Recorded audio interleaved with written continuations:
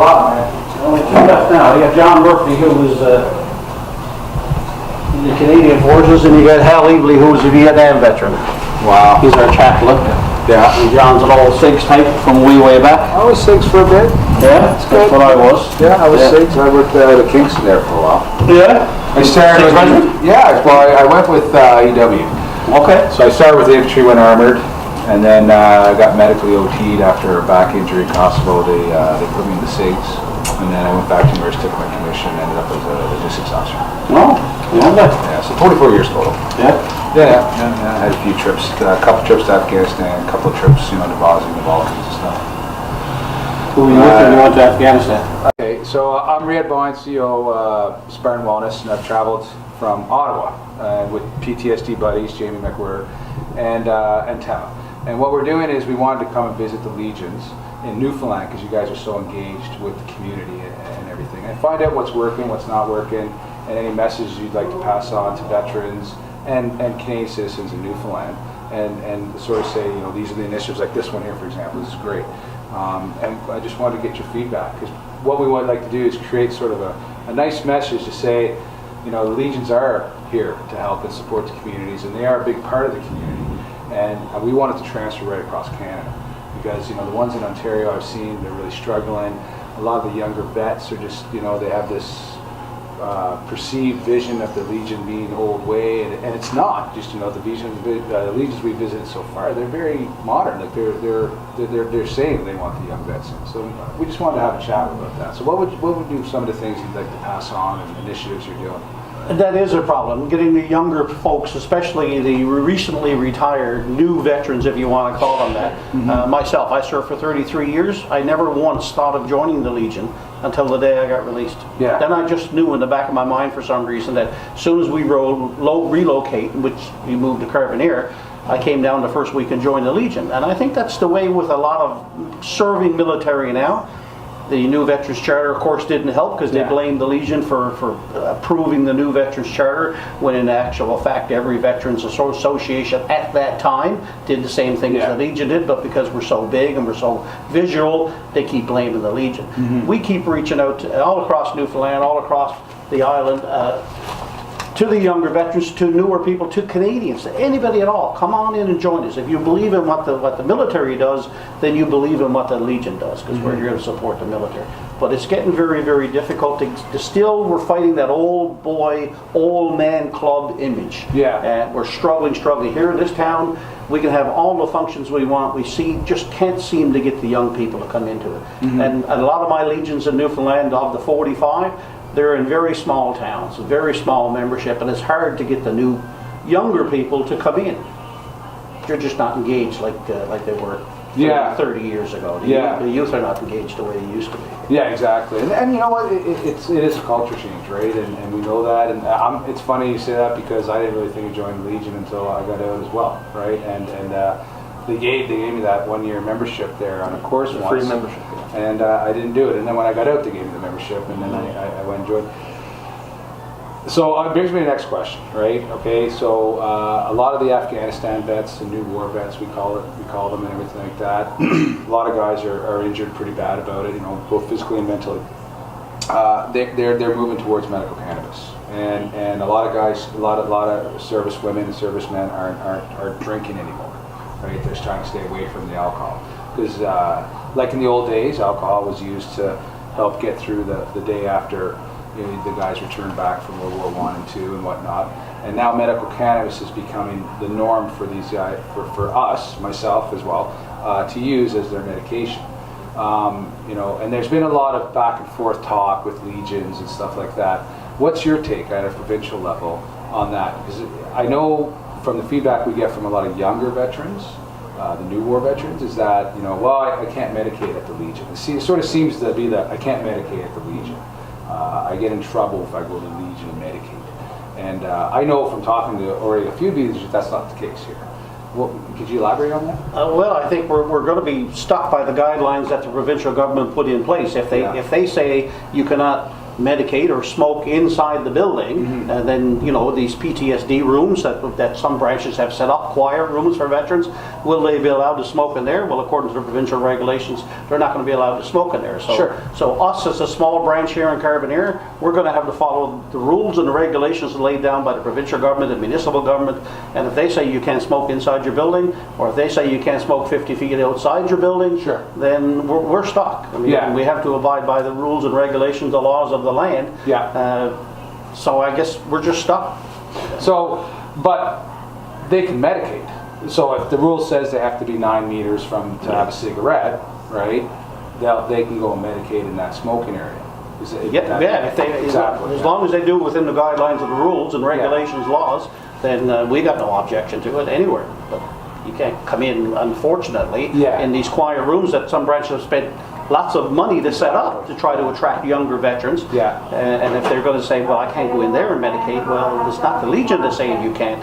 It's the government that's saying you can't. Exactly, right? And I think that's, and I really, it's important that you said that there's the laws and the regulations of the land, but the actual concept of younger veterans coming here and not necessarily having to go and drink a bunch of booze, but they can actually still socialize and everything, but they have to medicate within the rules and regulations. Yeah. And the Legions here in Newfoundland, they seem open to that. They seem like, you know, hey, come on in. We understand that there's going to be different ways, and it's actually really positive messaging when you think about it, because the younger veterans sort of need to hear that the old guard is here for the younger veterans. You know, we want to do what we can to help you support. One of the funny thing, I was at CBS and I was talking over there with the lady, I forget her name now, and she said something funny about dances and stuff like that and everything like that. Do you guys do that kind of stuff here? We do, yes. We put up dances, not on a regular basis, but probably, you know, 1 or 2 over the period of summer. Yeah. But we find we don't get many to dances anymore, and that's kind of like fading in, I believe. We try jam sessions, we try different things here to get the younger people in, pool table. Yeah. It does bring in a few, yes. And I noticed that we do sign up younger members. They will join the branch, but get them to come back after, it's almost impossible. They'll sign up, and I often wonder, why do they pay $45 just to throw it away? Yeah. And some will come back, Yeah. but you got to call them. Yeah. You got to make that phone call. Active. And if you don't make the phone call, they're not coming. That's We right. just went through a big Chase the Ace. Yeah. Oh, yeah. And it got up to be quite high, and the place was packed. Yeah. And from that one function of Chase the Ace, people came in here who hadn't been inside the Legion for years. Wow. And they said, what a great place to come and have a beer. The liquor is cheap. Yeah. And there's nice, friendly people there. It's great atmosphere. Yeah. And they stayed around after the Ace was drawn, you know, the card was drawn at night. They stayed around till 10, 11, something 12 o'clock at night. We were still full on a Saturday night, which is normally fairly quiet after about 10:30, Yeah. 11 o'clock. Yeah. So, you know, anything you could try to get people in. Sure. I mean, it's great, but it's hard to get that younger generation in. It is, and you know, one of the initiatives that we wanted to do on the island, and Jamie's working with us on this, is to set up sort of like PTSD buddies, and Spartan Wellness sort of supports it from underneath there. But group sessions, but not so much, you know, we all sit around and do the typical peer support, right? It's more just, hey, let's meet at the Legion and let's go bowling. Let's meet at the Legion, have a meal, and let's go for a hike and stuff like that, right? So I know those are initiatives, and they seem to work a lot better, but you always need a staging area, right? And the Legion just is such a good place to come because you can have your relaxation as well as you can have a meal, have a drink, and if a younger soldier wants to medicate, as long as he's within the regulations, that he's away from the building as far as smoking regulations, and it only makes sense. Yes. But the beauty of it is a lot of the younger guys who are using medical marijuana, women and men servicemen, they're actually not smoking marijuana. They're actually taking it in oil pills and stuff like that. So you don't even know that they're doing it, right? You have some that do still smoke, and that's how they deliver their medicine, and that's fine. So how open is the Legion in Newfoundland for education seminars where we can set up something that comes in and doesn't really explain, you know, how medical cannabis can benefit them, but why people are using it, why people are starting to draw to it, and in turn that will show why it benefits. Is the Legion more open for that kind of stuff up here in Newfoundland? Well, I can speak as the president of the provincial command, and I'm sure every branch, if I was to go out with a communique, everybody would be on board. I mean, anything we can do to help veterans, the whole reason we exist. Yes. So yeah, if that is what it takes, then that's easily accomplished. That's And I can't see any Legion not coming on board with Yeah. that. I mean, that's why we're here. Yeah, and that's a powerful statement. I appreciate saying that too, because a lot of the veterans need to hear that kind of stuff, that the Legion is here to do that. They're not its own little renegade place, which it's not, right? And, No. and it's a big part of our history and so forth. Could you explain what you're going on here? Just get it on film, because I think it's important for this kind of initiative to be shown. We'll hold one up here. This is a banner project that the Legion started 3 years ago. At our executive meeting, our remembrance chair, Leslie Ford, brought up the idea, and she had a picture of it. A community up in New Brunswick, I think, or Ontario, started this. So she said, why don't we buy 4? We have 4 veterans from Carbonear who all died in service and never came back, obviously. So we bought 4 and we put them up on our wall for November the 11th 3 years ago. And then we went out to the public and to the town and to the families of veterans and said, this is a project we're starting. If you would like to get a banner in memory of a veteran of your family or anybody, a friend or whoever, then come to the Legion for $220, I think is what we're charging now. Wow. We'll buy you a banner. So the second year we went from 4 that we purchased at the branch to 36. This year we're going to be putting up 55. And it's still growing. There's still orders coming in across the bar. Wow. And once it's up on the street, it looks amazing, and we're getting people coming into the Legion. Yeah, and you know what? It's important for us to It's bringing remember. people in. It's important for us to And remember. I might want to add there that the Carbonear Volunteer Fire Department are big supporters of this. Wow. As a matter of fact, they put them all up for us last year, and they're on board again now, a week or so to put them up again for us. So, That's beautiful. Fire department's right across the street. We have a great relationship. Yeah, I saw that. Yeah. so they are big supporters, and of course, we support them too. So we have a Yeah. good relationship. Well, and you know what? Do you get a lot of first responders coming in, taking advantage of the Legion and so forth? We have maybe a dozen Yeah. firefighters who are branch members. Yeah. We'd like to have more, of course, but people are involved in so many things. Exactly. Yeah. There's about a dozen who are members, and 3 or 4 of them come in regularly. Yeah. Yeah. It's funny because I get CBS again. She says to me, we were talking about it, she goes, well, the summers are only so long in Newfoundland, and there's a lot of stuff that has to happen. So there's always so many events, and you always have to pick and choose, right? Yeah. But it seems like the Legions are really involved with like pretty much everything. Like you guys got your foot in everything just to make sure that everybody knows you're supported. And I think it's so important because, like I said, we see other Legions in other provinces, and they're really suffering with membership, and you can see that there's the whole political executive side as well, and everything else. But one thing we've all noticed, especially Rob, my vice president, he flew back today, but we both agreed, like the Legions here are just so ingrained, like they're really part of the community. Some communities, they are the only place. And that's amazing. The Legion is the place in town. Yeah. For every wedding, for every social event, for every town event, they are the only building to go to. Wow. So they got a monopoly, but Yeah, sure. But it's important. But if they lose that, what's the community got? Then, in our town, it's not so bad. We got a couple of other organizations here, but all service clubs are hurting. Yeah. But I can't understand why the Legion can't get any more members. I mean, the military, why the military guys are not coming in? And in our town, we have guys in town, guys that I serve with. Yeah. I see them all the time, and they're always complaining to me, the Veterans Affairs won't get me this. Well, come on into the Legion. We tried. He doesn't have the paperwork. Yeah. Nothing we can do for the guy, but because of that, he pissed off, he won't join the Legion. Yeah. Come on. Yeah. Come on. And that brings me to the next question about helping, because you're one of the service officers here. Yeah, 2 service officers here at the branch, yes. And you just introduce yourself if you could. And when you met one upstairs, Charlie Yeah, Percy, Charlie, yeah. and Randy's not here today, but anyway, they do enormous work for veterans, on behalf of veterans. They get stuff done that even Veteran Affairs won't, they can't get done. But Charlie got this way about it, he'll dig into it, and he will get it if he can get it. Yeah. For sure. He's helped hundreds, I don't know, thousands of veterans over the last. Wow. When he's been here, service officer here for over 20 years, so he's helped thousands of veterans, Yeah. thousands. Well, it's amazing because veterans, a lot of veterans are servicing women and men. They get out, they don't even know. A lot of them will get out injured, but they just get out because I'm injured, I can't do this. And then they realize down the road that they're really injured, but they don't know where to go. And it's so important that, and that's one big thing about the Legion. Spartan Wellness, we do that big time, is we help a lot of veterans learn about what they're entitled to, how to go get the benefits. But the Legion, you guys play a huge part in it. And I know the ones in Saskatchewan, for example, very involved. And I've been hearing the same story for the other 3 Legions I've come to, is that, you know, there's a lot of service support for the veterans, big time. And RCMP. Yeah, oh yeah. It's an RCMP, yes.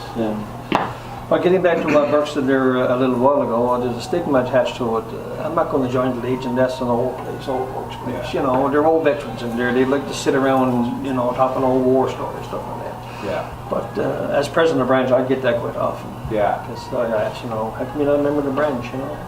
No, I'm not going there. There's nothing there for me. It's too old, and, you know, I haven't got time for that kind of stuff. Yeah. I want to be more lively. You know? Yeah. So, you know, we're trying to bring it in here, and I guess it's, you know, it's a learning process. You know, you learn as you go, I guess, and try to find out what these younger people want. Yeah. Even veterans. You know, like Burke said, the younger veterans not even going. Well, you know, and I think a lot of younger veterans don't even really know what they want as well. You know, I knew when I was getting out, especially being medically released, I didn't know what I was going to do. To me, I was leaving the job and I had to find something as quick as possible to feel like I had a purpose, right? Which was the worst thing because I wasn't ready to return to work or do anything at the time. The younger generation, man, they're into electronics, the games, you know what I mean? The game of pool is sort of like, you know, it's not like it used to be when we were like, hey, let's go to Mess and shoot some pool, right? Now they're more into like the video games and stuff like that. And that's where we're missing. We can't relate to those people when they start talking gaming and stuff. It's over my head. So when we talk Legion, they just don't have nothing to do with it. Exactly, you know, it seems like there needs to be almost a young consultant, you know what I mean, to bridge the gap. And I think that's really important what you just said. Actually, it is very important what you just said, is that you're open to the changes that need to happen. And a lot of the rhetoric and a lot of stuff we hear, especially on social media, is the Legion's very closed-minded and they won't change. But from what I'm understanding is that you just need to get some more information on what will work, so that when you do the changes, which you will do, it'll incorporate all age groups, demographics, and all veterans and first responders and local. You're always going to get that stick in the mud that will never ever change. That old president's been there for 20 years. He'll never change his Legion. That's the way it is.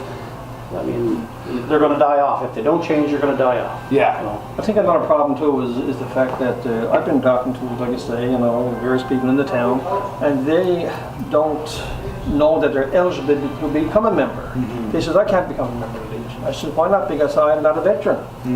I don't have anybody in my family that was a veteran. I've had people ask me, I'm not a veteran myself, but I've had people ask me, how come you're the president of the Legion? You're not a veteran. I said, because I decided to join the Legion. And I said, they put me in as president, so they're stuck with that. But anyway, but that's, we got to get that word out there that the Legion is open. Exactly. Don't have to be, you know, a veteran or even affiliated with a veteran. Come on and join the Legion. Yeah, you know, And that's our fault, probably, with not getting the word out there. Communication. And it's the same thing with BAC. BAC doesn't communicate all the benefits and stuff that can be given to the soldiers. You know, obviously they have their own reasons why and stuff like that. But you're right, communication is pretty big. And we'll be up in a minute there.